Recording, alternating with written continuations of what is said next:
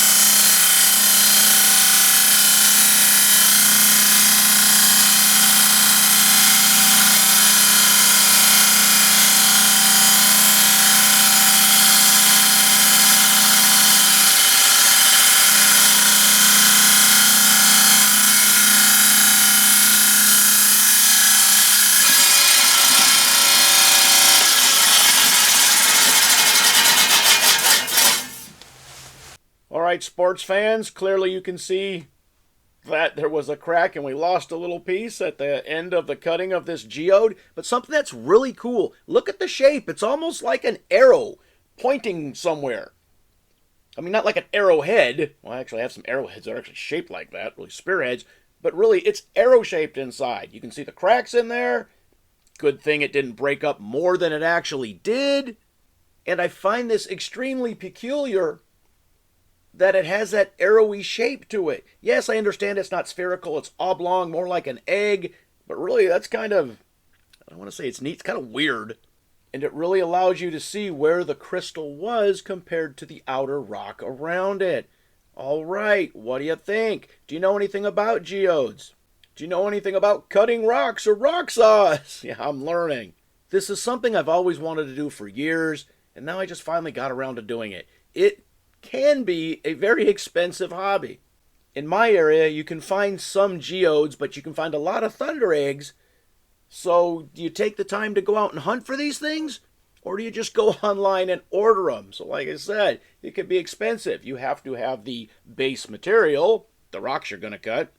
You have to purchase the proper saws that can do the work you want to do. And then there's saw blades and there's replacement blades. And yeah. But with this hobby and with these saws, you get to see what's inside a rock that has been like that for millions of years, hundreds of thousands of years, a long time at least, right?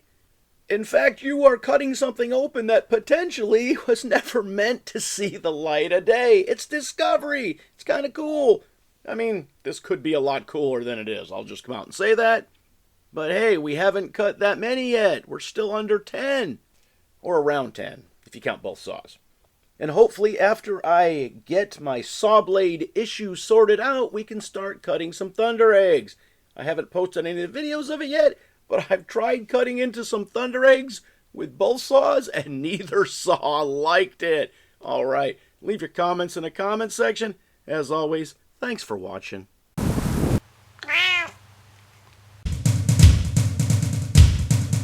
Beanmeister 22, the most dangerous man on YouTube.